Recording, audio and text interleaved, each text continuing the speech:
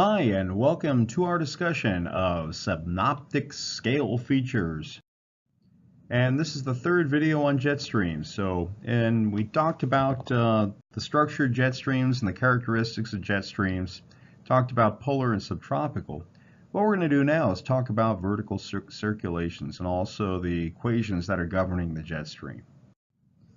So I mentioned equations. I know how much you love equations, so we're going to jump right into it and look at the geostrophic wind. Remember our horizontal equation of motion said that acceleration is a result of Coriolis and also the height gradient, or in other words, pressure gradient force, and friction.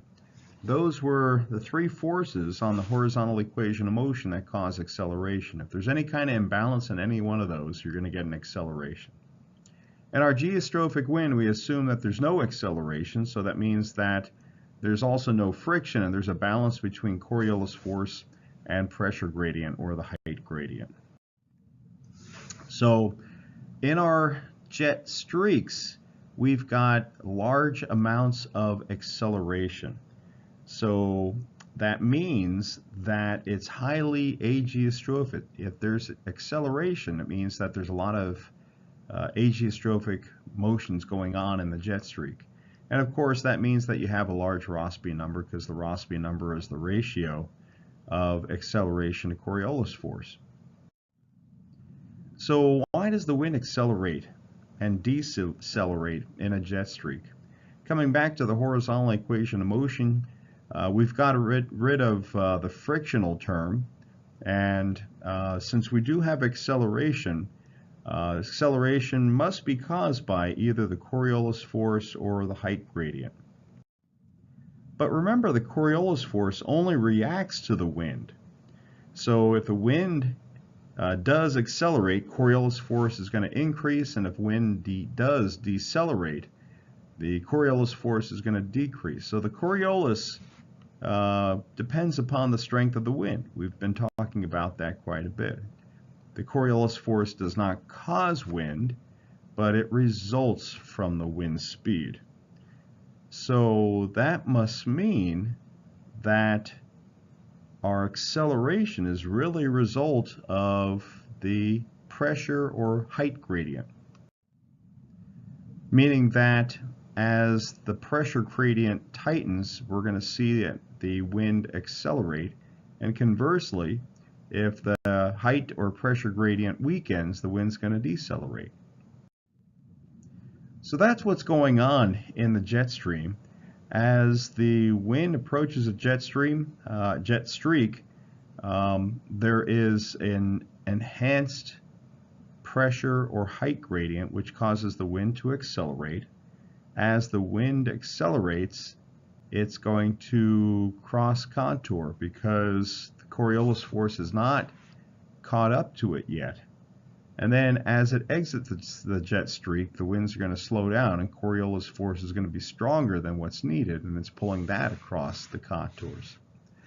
So remember, we talked about this once before. We call this geostrophic adjustment, where as the wind accelerates, the geostrophic or the Coriolis force starts to increase and tries to balance the wind. Eventually, as the wind decreases or decelerates, the Coriolis force is too strong. So because of this geostrophic adjustment caused by the Coriolis force lagging the wind speed, we have cross-contour flow. So as the air comes into the jet streak, it's kind of curving towards lower heights, and as it leaves the jet streak, it's kind of curving towards higher heights. So this is what's going on in a jet streak. In the entrance region, the pressure gradient force is increasing, so pressure gradient's greater than the Coriolis. The wind speed increases, and you've got cross-contour flow from higher heights to lower heights. In the exit region, as the wind comes out of the jet streak, the pressure gradient force decreases, which means that it's less than the Coriolis force. Coriolis force is greater because the wind speed is decreasing. So that means that you're going to get some cross-contour flow from lower heights to higher heights. Now, you really can't see that cross-contour flow very well on a weather map because number one, it's really small angles, and number two, we have instrument errors. But it does happen. In jet streaks, you do get this cross-contour flow. And because of this cross-contour flow, it means mass is moving from one side of the jet streak to the other. Where air is starting to pile up, you get convergence, and where air is leaving a certain region, you get divergence. So in the entrance region, air is moving from the south side to the north side, so or in other words, from right to left, so you're getting divergence on the right and convergence on the left in the entrance region. But as the wind leaves the jet streak, the cross-contour flow is from the polar side to the tropical side, from north to south. So you have divergence on the left or north side of the jet streak and convergence on the right side where you have in the exit region of the jet streak. Now remember that the jet stream is located at the tropopause, and the tropopause is a very stable layer of air. Air doesn't typically go from the troposphere to the stratosphere. It doesn't cross the tropopause. So it kind of acts as a lid. It's a stable layer and acts as a lid.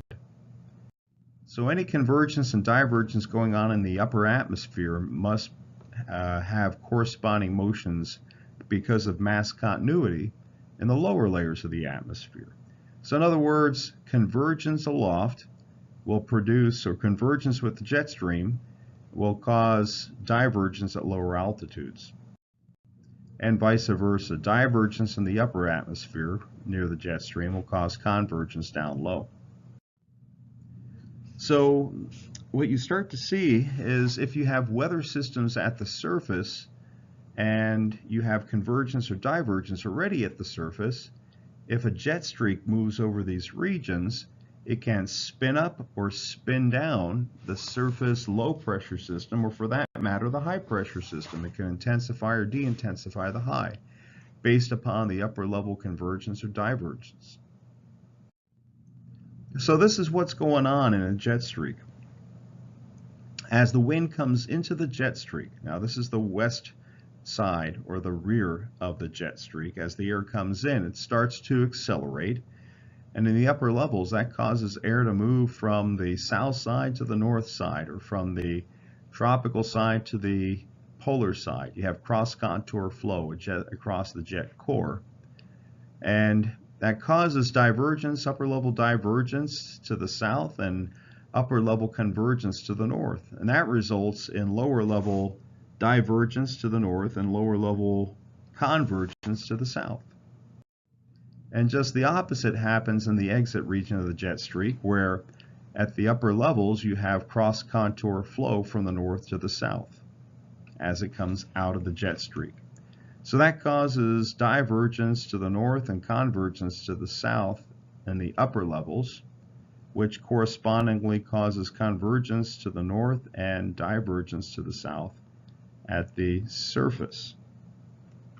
So those are the secondary circulations. We're going to talk a little bit more about secondary circulations in the next video, and then how that can cause frontogenesis or frontolysis.